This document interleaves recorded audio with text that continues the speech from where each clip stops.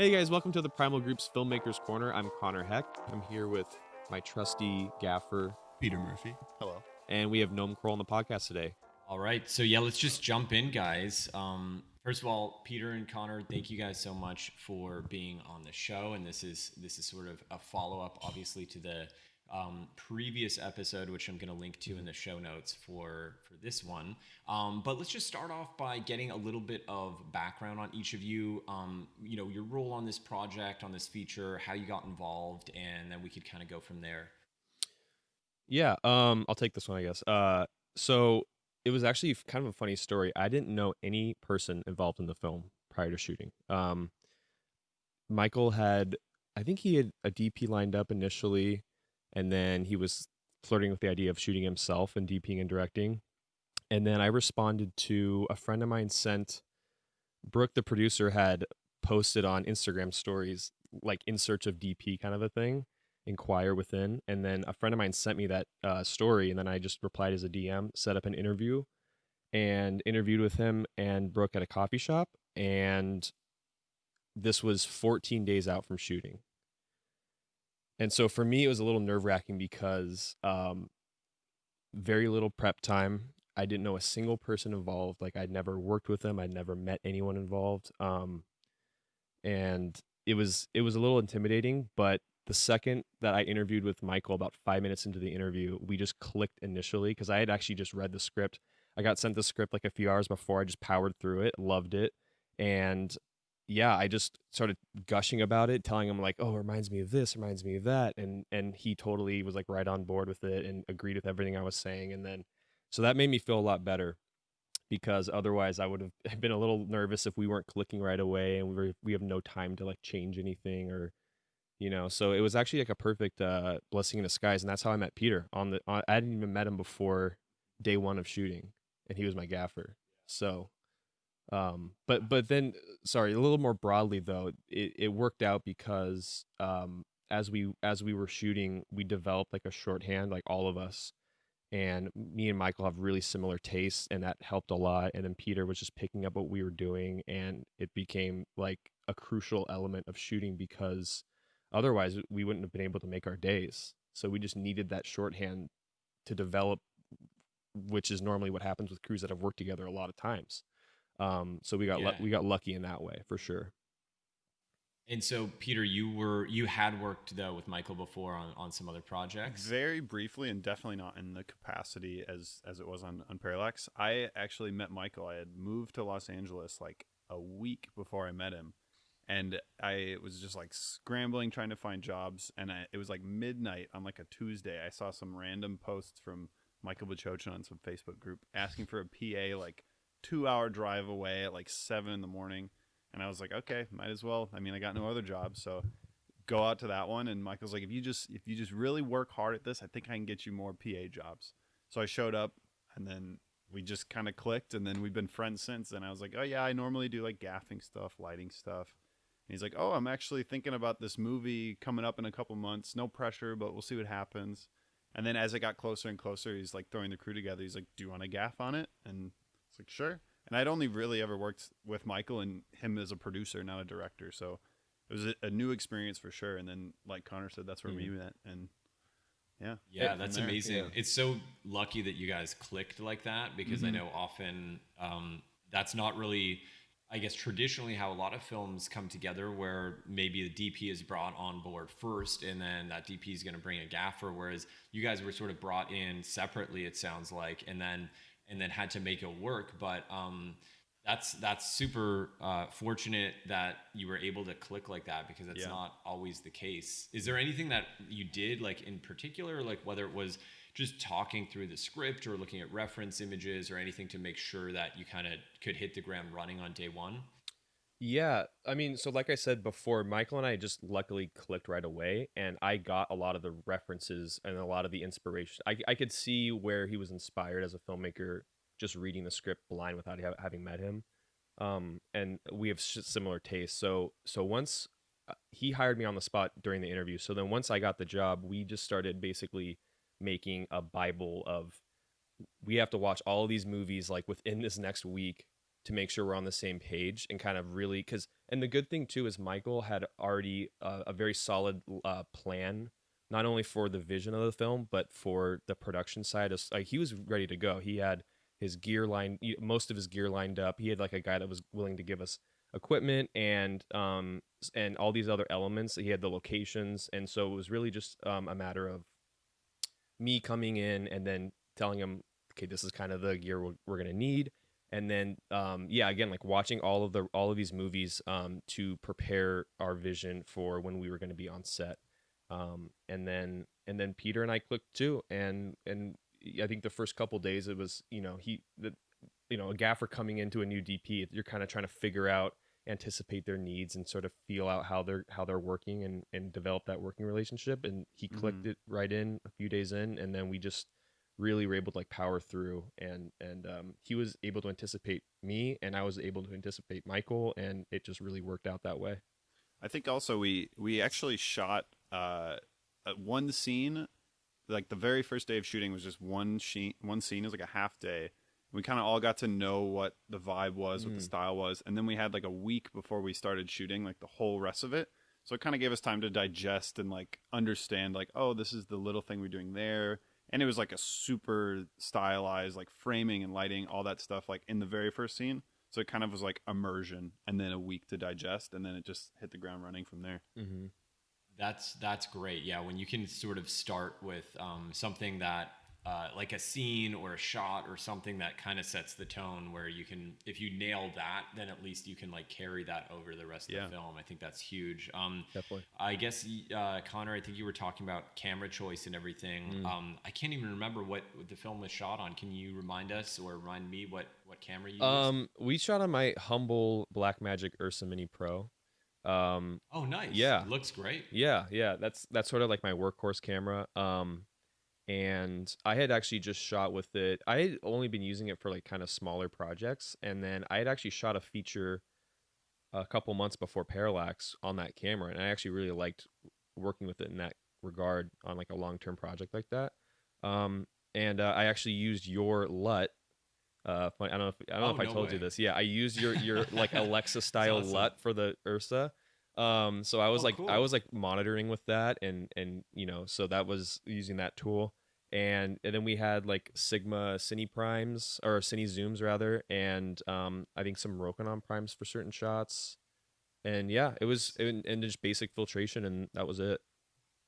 And did you go raw, or were you guys recording too like heavily to do raw, and you went ProRes? Or I'm curious to know like what the technical setup I guess was like.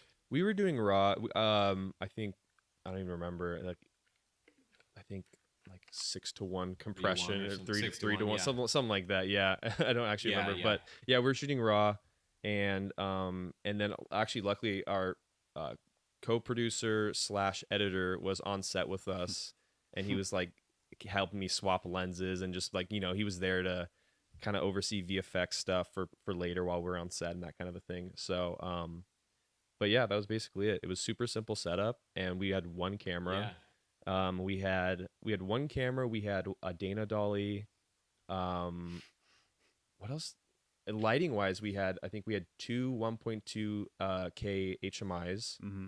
a couple light mats, a couple quasar tubes, and that was basically Yeah, that it. was pretty much We it. we we had to keep it really lean and minimal, so we can just kind of run through everything quickly, embracing available light, just using negative fill, Mm-hmm. just a lot of natural light, adding stuff. And the HMIs were just to like add punches through windows. And yeah, we and then the film has it's a very kind of, this is like where the Fincher inspiration came in a little bit. It has a very controlled camera, like omniscient camera kind of a feel to it. All the shots are really Yes. exact, and part of that was out of necessity of we don't have the time to do a ton of setups and a ton of camera angles for every scene. It's Mm-hmm. like we can pick like a couple shots. And how do we tell the story of like how do we portray the scene with one, two, or maybe three shots? And so it was a lot of like, hey, we'll just start on a single and we'll drift back and reveal something. And I think again going back to the language, the visual language that Michael and I developed in that short pre-production time, that was definitely like the goal. So we figured out what our visual language was going to be, and then use that to kind of assist on set with if we needed to like slim things down. We knew like our core visual style, and that was able to be kind of we were able to rely on that to, if we had to cut shots, we weren't just cutting shots and getting bad coverage. We were adapting what we could do with the style that we created, and it kind of, I think it worked for the most part throughout the film. You have this very like controlled, like long, steady shots. Um, and yeah, again, that Yeah, was all just. that was something that I caught right away was the camera movement. And yeah, there was like this one scene in particular where I think it starts maybe like on the bed or something, and then the camera drifts over and the phone is ringing on a desk. Like Yeah. it just felt like you don't see that kind of camera move done, let alone done well on like this kind of film, like on this scale, basically ever. So that like those sort of techniques. And it's interesting you mentioned Fincher, because I didn't know that that was like a, he was a visual kind of inspiration there. But it makes sense because it did feel like everything was super purposeful and Mhm. carefully planned and everything. And you, a lot of like lower budget independent films, are handheld or whatever, which is cool too. Sometimes that's what you need. Yeah.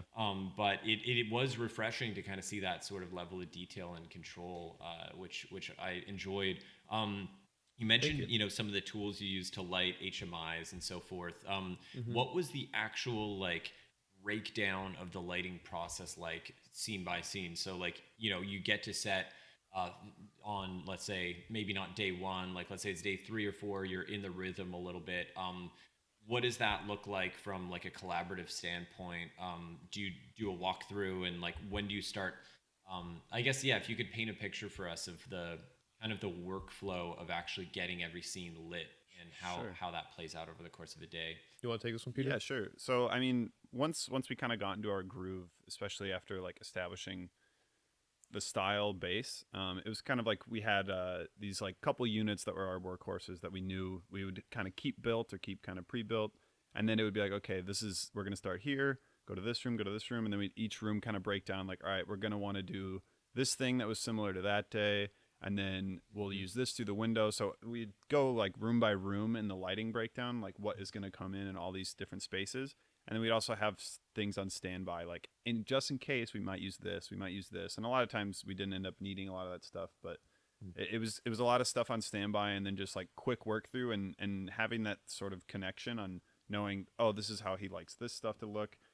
I could kind of like take lead while they're shooting something else to go to this room, like, oh, we did this last time, so I think we might want this, or we don't know what kind of diffusion we're throwing up, but based on everything else we've done, it's going to be kind of like this, and kind of went from there. Yeah. Hmm.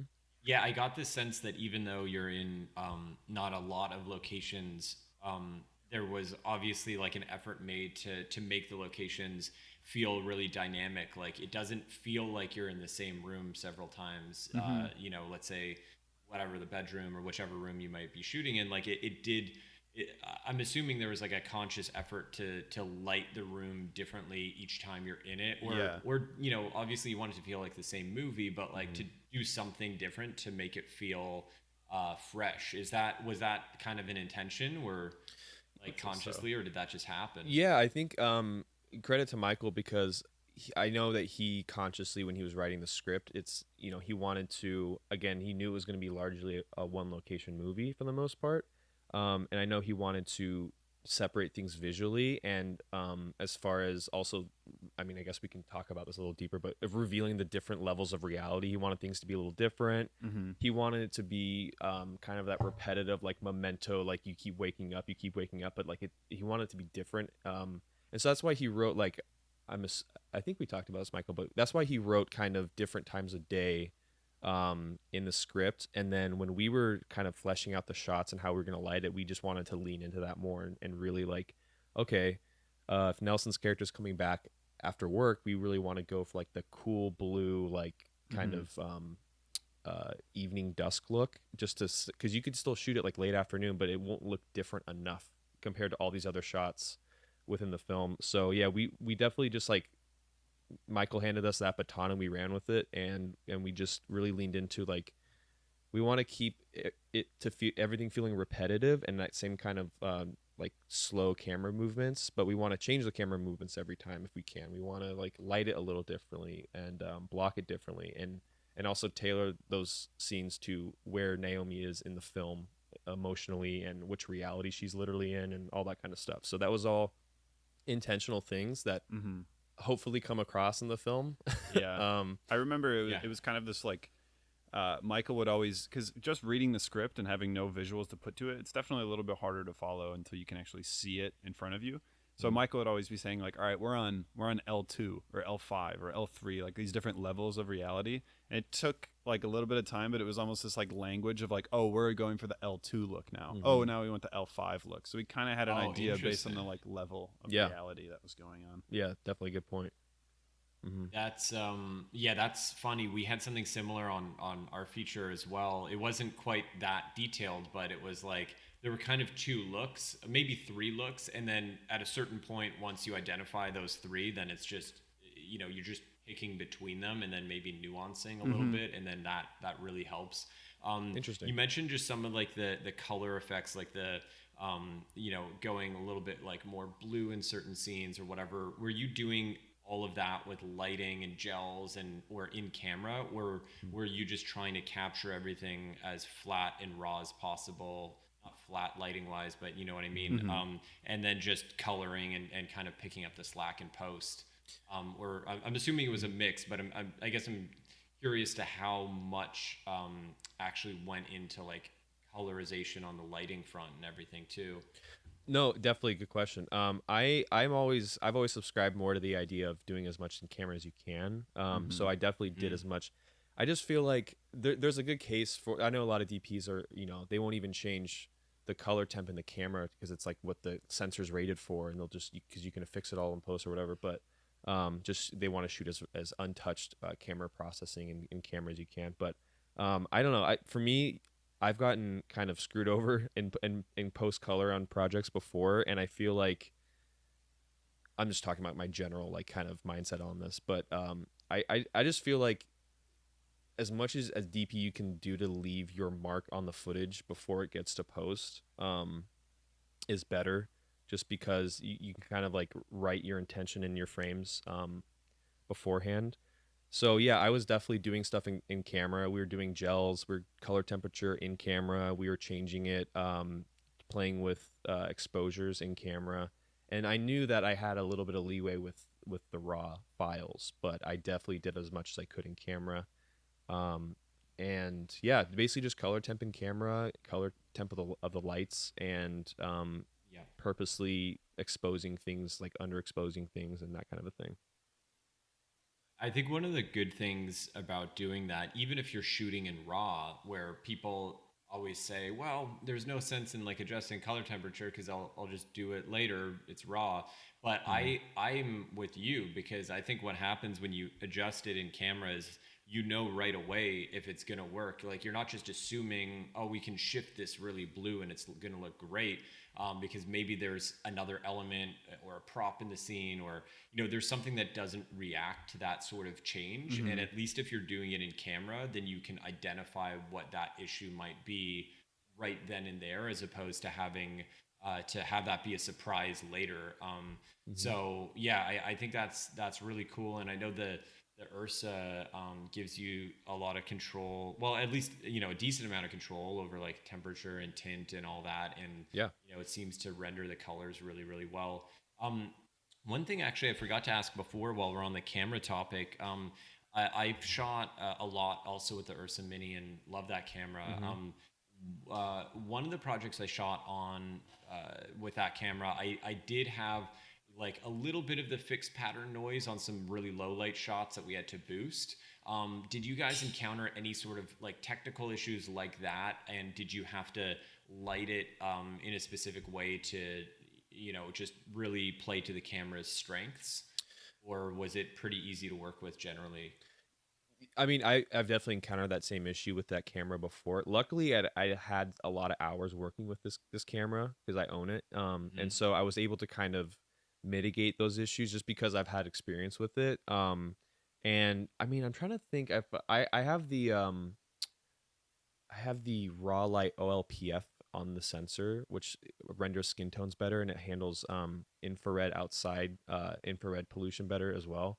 So that helped a lot. And then um, I yeah, just like low light stuff. Just I'm trying to remember. I didn't do anything specifically. I just kind of knew how to handle that sensor in certain lighting conditions, I guess, Mm-hmm.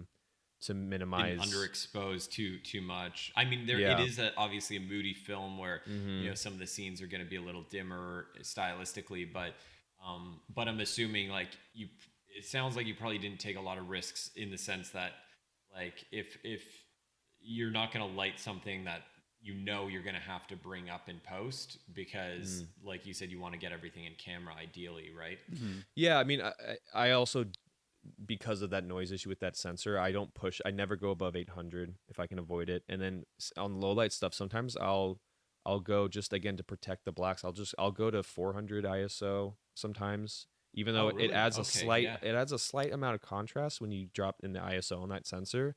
And then I would just kind of like, because again, we had pretty controllable environments for our low light Mm-hmm. stuff, except for I did have to boost a little bit for some of the like stuff we stole on the street at night, kind of a thing. But yeah, just kind of I would actually underexpose the sensor with the ISO and then give it a little bit more light, and it was pretty Yeah. clean. Yeah, I I think didn't really have any issues. Awesome. that was another little thing we like slowly figured out of like, oh, it doesn't really need to I don't need to punch that much light into this cuz Connor's going for that little bit darker look or he's turning it down a bit on the camera. Mm-hmm. Yeah, Yeah. that's so important to like figure that out early, I guess, because otherwise you don't want to Mhm. spend like half the day lighting a scene and then you end up turning off all the Yeah. lights. And like, Yep. was there a light or, because I know a lot of people who are listening to this are potentially like director slash DPs making their own DIY movies. Sometimes they're shooting their own stuff and they Mhm. don't have a dedicated gaffer or whatever. Um, so is there anything that like, maybe they could learn from you guys as far as the gear, the lighting gear that you used and like what would be, I guess what was used most often? So I know you had the HMIs and you had a bunch of different lights, but Mhm. like, was there one light that was like, that was, if you had to shoot the whole movie on one light, you could have done it with, I know like Mm. with us, it was probably a China ball or something because we used it so Yeah. much. Was it that simple or was, I, yeah, I, I'm I don't want to curious. say it's that simple as just one light, but definitely like our like two pair. We had a light mat Hmm. 2L and a light mat 1 that almost everything we shot we had it in there in some capacity. Yeah. Those were just real versatile because the light mat 1 could be the tiniest little punch light we've ever wanted, just for like a tiny little eye light or just a little bit of light somewhere. But then the 2L we could crank up and then blast something if we really needed to, especially Yeah. indoors. Yeah, those light mats, they're super lightweight. They're Mm-hmm. bicolor. You can diffuse them really easily, or they can be pretty punchy. You can swing them overhead, no Yeah, problem. rig them almost anywhere. For this movie, a lot of like the HMIs and stuff, I used it obviously to get light through the windows, but a lot of it was just for like time of day consistency because it was a lot of the same location, and it's like okay, we need to. The sun is on the other side of the house, and we need it to be this morning scene that we've shot before, so it needs to be right here. So, in if it wasn't that kind of a movie, it would be a lot. I wouldn't have to rely on those lights as much. But yeah, I think the light mat is Yeah, was our those were answer. very clutch. Yeah. Yeah, that seems to be the like, I don't know, it's almost like the black magic of lights or something in the Yeah. sense that like it kind of it's everybody just uses light mats now and Hmm. it feels like it happened overnight, but we use them a lot on my most recent feature too, and oh my god, like they're just such a lifesaver. Like if people listening to this haven't used them or seen them, Hmm. it's I mean they're from what I understand, I mean it's pretty much the gold standard of like LEDs, at least on this level, right? Mm-hmm. Or is there Yeah. anything else that would compare really? Well, like the 2L, I really like the Light Mat 2L. This is like a plug for Light Mat right now, but Yeah. for light gear. Sponsor us. The 2L is like the long, thin one. And that one, because of the dimensions of the light, I mean, if you just throw this really thin sheet of diffusion on the light itself, and it has such a soft wrappability that you would almost you have to build like a big book light setup to get Yeah. otherwise. If you just put it on the Wow. 3/4 next to someone's face, like a few feet, or 6 feet away, it just perfectly wraps all the way around their face because it's such a soft source. And then there's again the dimensions, that long, narrow build is. I mean, it's perfect. I think that you know. And comparison they're so to small. Oh yeah, go ahead. sorry, I think that comparison to Blackmagic's perfect because they definitely can't do everything. Like it's not a sky panel where you can get every color, every little thing you want. But a sky panel is like 40 pounds. You're not getting that in the same places you're going to get the light mat. So it just hits Yeah. you right in the sweet spot where it can move around and do Yeah. all the little things you need. For small interiors, it's Yeah. the way to go. Yeah. And then Yeah, that's what. Yeah, I was gonna say the biggest benefit I think, beside just the quality of the light, is the size. Like it's so thin. Like we were gaff taping them to walls or like putting them in all sorts of weird places. Yeah. And obviously you can't do that with most lights. But sorry, I think Connor, you were gonna jump in with something. Oh, I was just gonna say something like what we did with like the lighting, which I wish this is something that people have kind of showed me little tricks, you know, over the years, and I've played around with it. But and again, why these small lights work so well is, you know, this house was basically like a white walled house for the most part, and it was really, you know, you're trying to get moodier looks, and in a lot of the days are scenes are day scenes, and so just like little tricks, you know, like we would do stuff where say the actress is standing like near a wall, we just throw like a light mat as like kind of like a soft rim just to kind of hit her from the backside, and then just let that light just bounce off the wall, and that's her key. So like instead of and it's not gonna, you're not lighting the background walls super bright or, you know, that kind of a thing. So just playing with like the curtains on the windows to like add or subtract light off the walls, and then just like letting the walls, utilizing the white walls to our advantage of letting it be the bounce fill that we need for her face and that kind of a thing. Mm-hmm. And did you use them on battery, like outside? Because I know there was a couple of scenes walking down the street at night, or at least one that I remember off the top of my head, like a handheld walking down the street. Were you just like Hollywooding a light mat or something, or how did you You get that nailed scene it. lit, or was that just natural? Yeah, you nailed it. We you know, we picked a street light to walk under, and then Peter had the light on a battery, just kind of walking back with Yeah. it, and that was it. Yeah, just a lot of stuff like that great. for the gritty stuff. Yeah. That was a wild guess because I didn't. I actually assumed before I asked you that. Now I know you shot with light mats, but I think when I saw it, I just thought like it was natural street light and it was just bright enough and it looked great. But that's another benefit of those light mats is like you could just walk, like it's like holding a bounce basically with a little battery attached or something. Totally. Yeah. And did you use the quasars a lot? I know those were popular on my film too. That was probably our third go-to. Yeah. Sure. Yeah. I have Oh, nice. I have a set of, I have more lights now, but at the time my main besides like a bunch of tungsten units and whatnot, and one of the HMIs I own, but I have 4 of the rainbow quasars, the 4-foot, and then I would just threw them in a Kino shell, like a 4-foot 4-bank Kino shell, and then that became like kind of like another light mat 2L essentially. So Yeah. you could like diffuse it, Oh. you could diffuse it really well, and then you have all the full control of different colors and whatnot. And then we would do stuff where we'd pull those out, use the single bare tubes, and some of the times there's scenes like in the garage where you see like a single fluorescent tube over her head. That's just a quasar, and then any of the light flicker effects, mainly in the third act. There's like some light flickering, like a fluorescent light is flickering on and off. That was all those rainbow quasars. Yeah. Wow. And Peter came up with some of those. Sorry, Peter came up with some of those flickering How effects. do you program it to like? Do you program the flicker on the computer, or is that just preset that it has a bunch of strobe effects? It's all like built-in effects. There's I mean maybe 20 something like that. Yeah, but yeah, a lot of it's just in there. Yeah. They have those basic presets, and then if you can hook the lights up into like a DMX system, and then you can program anything.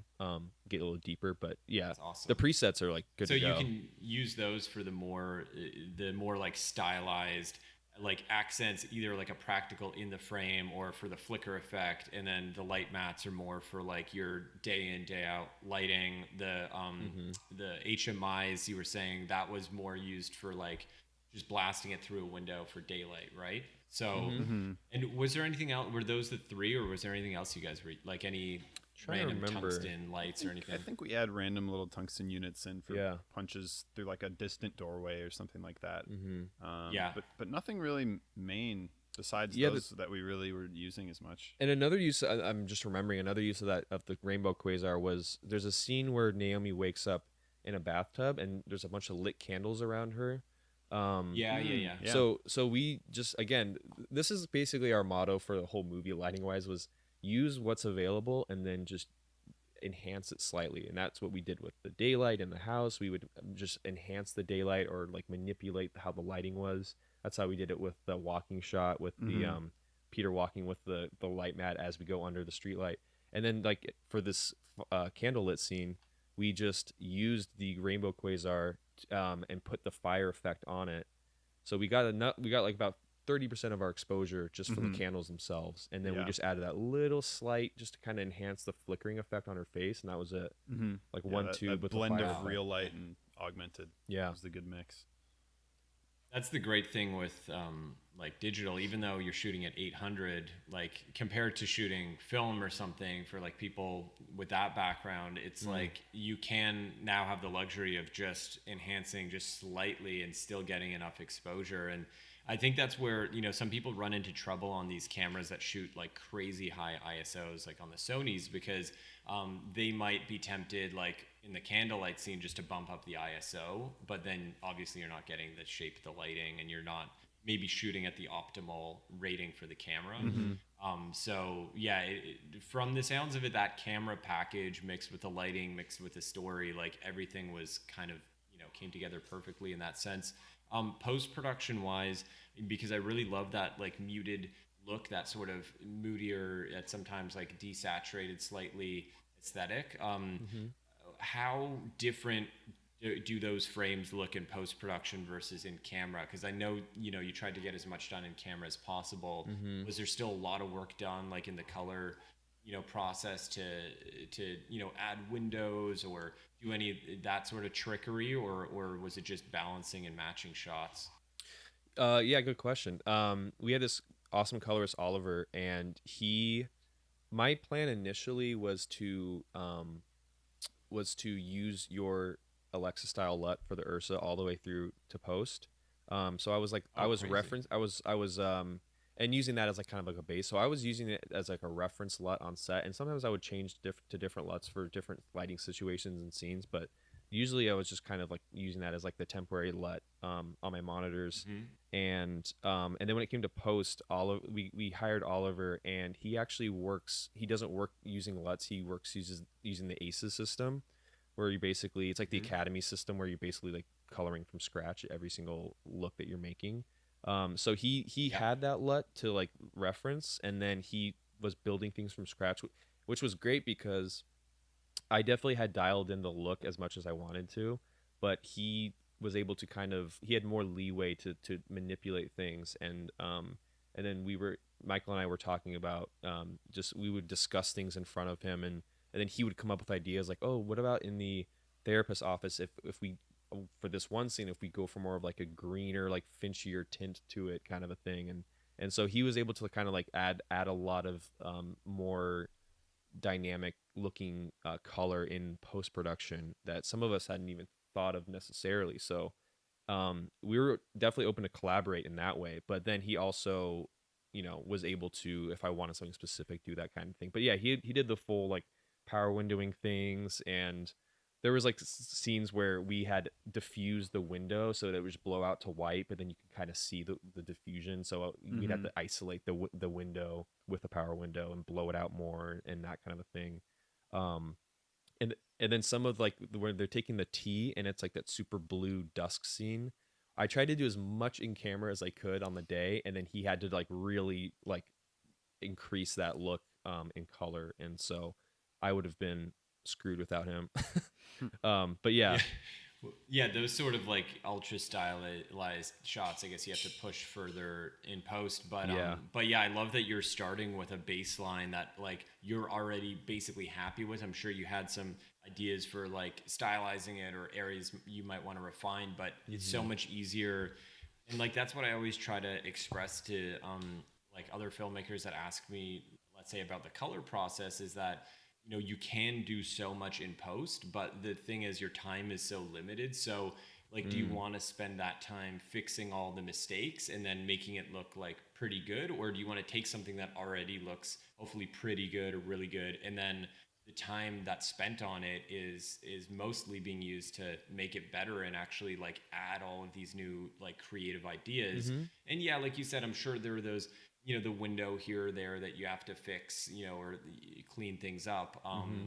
That always happens. But when you're starting from like a really, really great place as your baseline, it just like it makes everything go so much faster. Mm-hmm. How long did that take? Like the color process, grading, like all in with Mm. revisions and everything. I'm gonna ask Michael off camera. How long did it take? Because I sat down for 2 sessions, but I know he was working on stuff in between. Yeah. How long was his color timeline? Couple weeks. Oh, that's not bad Yeah. for that length of a film, especially. It's almost 2 hours. And you Mm-hmm. were there, you said, for 2 sessions. Yeah. So At I what did the point do you stand. Oh, come sorry. in? I did the standard like sit in on the first session, set looks with him. He goes off and does his thing for a couple weeks, and then he calls us back, and we sit down and do a final watch down, and give him maybe a couple notes here or there, and then we leave, and then he kind of fixes that up and then sends it to us. Yeah. Nice. That's awesome. Yeah. Yeah, that's pretty standard, I'd say, for these kind of films, is Mm-hmm. like getting in there at least at the beginning and end, sometimes like in the middle. But from the sounds of it, by the time you're at that second session, it was probably most of the way there, right? Or was there still like some heavy lifting to do? No, it was just like little tiny notes here and there. It was basically all done. Yeah, And I think also speaking on awesome. the post timeline is um because we made a lot of choices on set, he didn't have to like basically like create the cinematography in color. Like, he didn't have to. Mm, We didn't and that's why, I've had to learn this just by working in this field, but just for people that are like trying to start cinematography, just be bold. Honestly, I mean, figure out your visual language, the visual language with your director, and don't play it too safe. You can do anything in post, but don't play it safe. You're going to spend a lot of time, and it's not going to be exactly what you want in post color. Just be bold. If you don't have a lot of lights, does it make sense in the story? Maybe she's not very well lit. Maybe she's Mm-hmm. silhouetted. Maybe like make those bold decisions. And then we did stuff. Shout out to Prism Lens Effects, but we did a lot of stuff like stylized using like weird filters. I don't know if you remember. There's mm-hmm. like random like kind of dreamy shots. And there's a shot of like a camera's panning, and you see multiple images of Naomi with like the colors are changing and stuff. That was an in-camera effect Yeah, I with thought that was in post. Oh, that's yeah, crazy. that's in. Mm-hmm. It's I think awesome. it was like two or three of those shots, like kind of like just stitched together. But it was all those multiple shots of Naomi. That was just it was what's it called? It's like a color cube. So it's basically just like a square prism with different colors when it hits the light, and you just spin it in front of the lens as we were panning, and that Mm-hmm. was so we did stuff like that. What are some other like in camera stuff we did? trying to remember. And then also the Did you openings. use a lot of filters? Like, did you use any like Pro Mist or any of that to soften up, or Yeah, yeah. yeah, some black Pro Mist? And the prism thing was also like in the opening sequence with the trees and all that. But yeah, I used I think I was doing um we were doing black pro mist. We would switch between like 1/4 and 1/8 kind of a thing. And then for certain Mm. sequences we would use glimmer glass, like the stuff when she's in the field and in the desert. So we were playing with filters like that. Yeah. Just for different Yeah, types and of. for anyone who doesn't, I guess, know what those kind of filters will do, just effect wise, can you kind of outline like where and why you might want to use, let's say, Pro Mist versus Glimmer Glass? Yeah, yeah. So like black pro mist, these are all like softening, like different types of softening and blooming filters. So like a black pro mist, you're gonna get like a slight. I like to use them in a lot of DPs that current DPs, just because these digital images are so crisp and clean. It's like nice to kind of muddy things up. You're shooting on like 4K plus, and it's everything's super sharp. So it's nice to kind of like Mm-hmm. soften things a little bit. So like a black pro mist will soften your image, and it'll bloom out your light sources a little bit, but it's mainly gonna like blend your skin tones more and just give it like a nice kind of softer effect on people's faces. And then like a white pro mist or like a glimmer glass or like um those kind of filters, they're gonna bloom. They're gonna do a similar thing, but it's gonna affect the highlights more. So like shooting if you're shooting like a lamp, right? It's you're gonna see that kind of bloom halo around the lamp, kind of a thing. So it's just like different ways. People love that.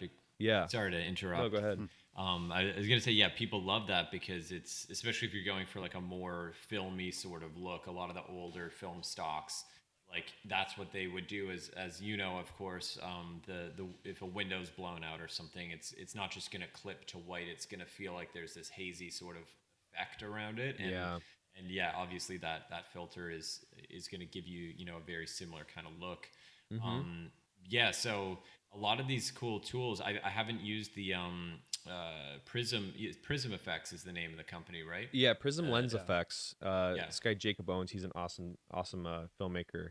It's his company, and I have a bunch of their filters, but they make like all these types of filters we're talking about. They have a softening filter. It seems similar like a glimmer glass. They call it a Dream Effects filter. They make stuff like that.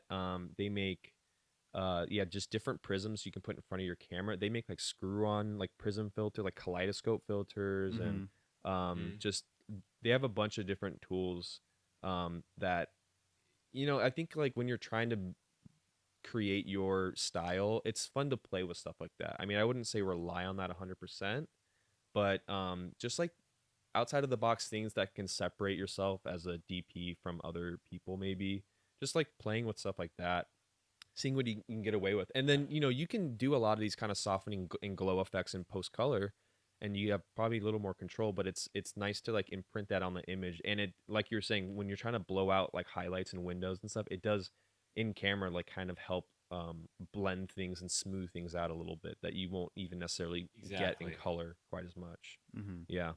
Totally. And yeah, to me, it's always like, and this echoes your thought before, but like if you can do it in camera, just do it in camera because Mhm. like chances are it's probably going to look better. And even if you can get it looking identical in post, it'll take you maybe 3 days to do it when it could have taken you 20 minutes or whatever on set. Mhm. And then you're paying somebody, you know, a colorist or somebody to do it. So, Yeah. but I guess on a short film or a commercial or something, you know, maybe you have the time.